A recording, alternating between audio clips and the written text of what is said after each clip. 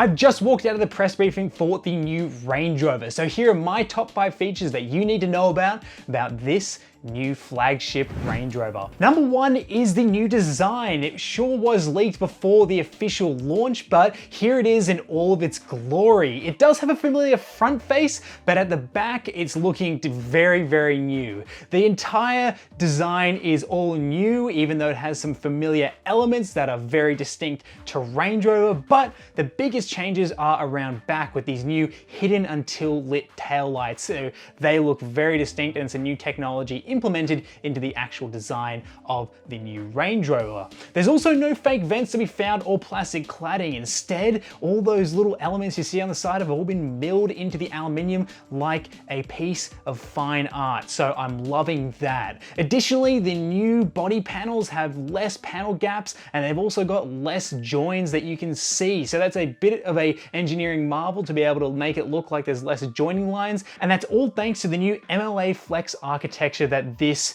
Range Rover is built on. It's a new chassis which is comprised of up to 80% aluminium, and it means that this new Range Rover is 50% rigid compared to the last one. There's also been a massive rework with the aerodynamics, resulting in a coefficient of drag of just 0.3 CD, which Range Rover claims makes it one of the most aerodynamic luxury SUVs on the market.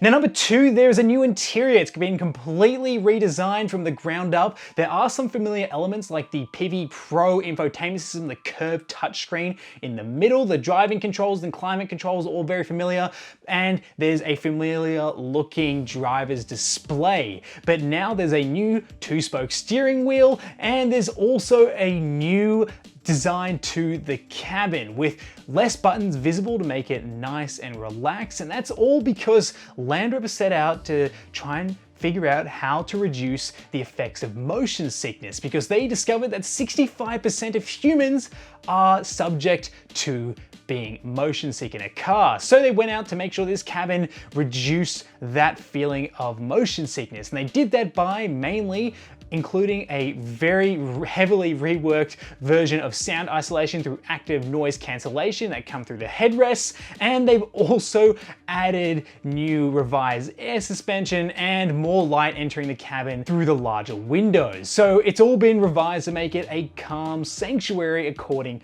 to Range Rover. Now the seats have been reworked to make them more comfortable. And if you don't like leather, there is a new material called let me pronounce this properly, Kvadrat Remix Wool Blend. So it's a leather-free material that uses far less CO2 to be produced, and it's sort of like an animal cruelty-free version of a fake leather. It's not fake leather, but it's just replacing the leather options, which I love because fake leather feels just a little bit odd. So that's nice to have that sort of textile rather than a leather imitation. Now the second row gets more legroom, more knee room. They also get new infotainment screens, and they have a soundbar put into the back of the seats, which is really cool. There's another touchscreen hidden in the actual armrest if you don't have a middle seat passenger. And for the long wheelbase options, there is a first time option to have 7 seats. And these aren't any ordinary 7 seats, it's a Range Rover set of 7 seats, which means a 6-foot tall person can sit behind another 6-foot tall person in the second row. And it means that third row passenger should be just as comfortable as being in the second row. So we'll see about that when we get to test the car early next year, because I am very curious to see how that goes. It might just be the most comfortable set of third row seats I've tested yet. Now number 3, there are new engines. So you've got your normal petrol and diesel mild hybrid options, but there's 2 new models that are absolutely incredible in terms of how excited I am for them. Mainly, I'm excited for the plug-in hybrid option, which fills the gap up until you get the full EV version available in 2024. This plug-in hybrid option has a 38.2 kilowatt hour battery and a 105 kilowatt motor, and it's capable of driving up to 100 kilometers of range just on the EV mode alone, and of speeds of up to 140 kilometers just using the electric motors. And you can fast charge it through a 50 kilowatt hour fast charger, and that means you can go 0 to 80% in under an hour. So that's pretty good and very useful, and you probably won't be using the inline 6 turbocharged motor that's paired to this, but Combine the petrol motor with this plug-in hybrid motor,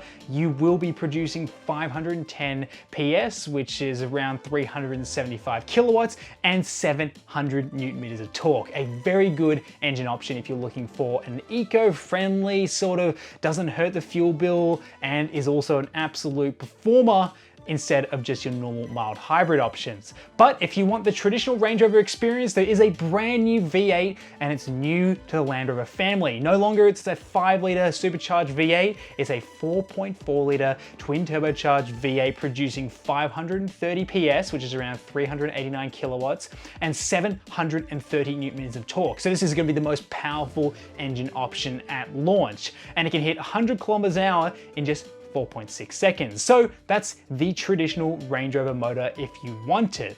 Now, number 4 is the technology. The new Range Rover is packed full of tech, whether it's the new automatically opening doors, there's Amazon Alexa on board, there's over-the-air updates, there's a new security system, there's 3D cameras, there's a digital rear vision mirror, and there's 14 power and connection points littered throughout the cabin. So there's no doubt that this is the most technologically advanced Range Rover yet.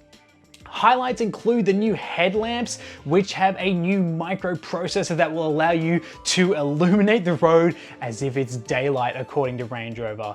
And what I actually love the most is the new tailgate mode. So what that means, you can set your seats up in the back, and there's actually a new folding element to the boot floor, which allows for a backrest, so you can sit nice and comfortably like you traditionally would on the Range Rover's split tailgate. And you activate this mode and it will direct lights to be illuminated at the back and project your audio at the back as well, and you can control that music and all that lighting from the Land Rover app on your phone if you don't want to get to the front of the car to change music or whatnot. So that is a great feature, and it's the very classy way to attend your next tailgate party. And now number 5 is the Australian pricing. Now I'm sorry if you're watching this from overseas, you'll have to go check your local pricing because this is all about the Australian launch. Now there are 3 models available from launch. It's the SE, the HSE, and the Autobiography.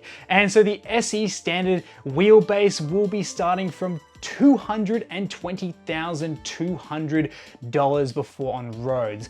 Yes, it's a lot of money, but this is in a segment of its own. Compare it to the likes of the Bentley Bentayga and the Rolls-Royce Cullinan and all those very expensive SUVs way up on the luxury end. It's actually a reasonable price considering that the likes of Rolls-Royce and Bentley do ask a little bit more than that. And now you can price this all the way through to the first edition, which is only a model that's produced for the first 12 months of production, and that tops the range at $312,500 before on roads. Now there is a special SV model range, which is like McLaren's MSO program. The SV models will be the bespoke tailor models, and that will be the easiest way to spend the most amount of money on your next Range Rover. But that hasn't been detailed as something that's included at the very start of the launch. It will be something that will probably be available a little bit later. Now, if you want to order a new Range Rover and you're watching this and yep, I'm going to put my name down the order books. Orders actually open at the end of this week of this video being published, and deliveries will be delivered as soon as June 2022. So that's very exciting, even though there's a bit of a chip shortage happening. So get your name down quick, because I can imagine that wait list will start to fill quite quickly. And now if you want to see me drive one of these, I'm actually getting to drive one of these in April with a local launch happening in March. I'll be in the seat in one early next year. So you don't miss out on that. Make sure you're subscribed. If you like this video, leave a like, and that's it from me. And if you want to see more car reviews, you can check out my channel. My name's Cameron. This is Product Review Cars. I'll see you in the next one.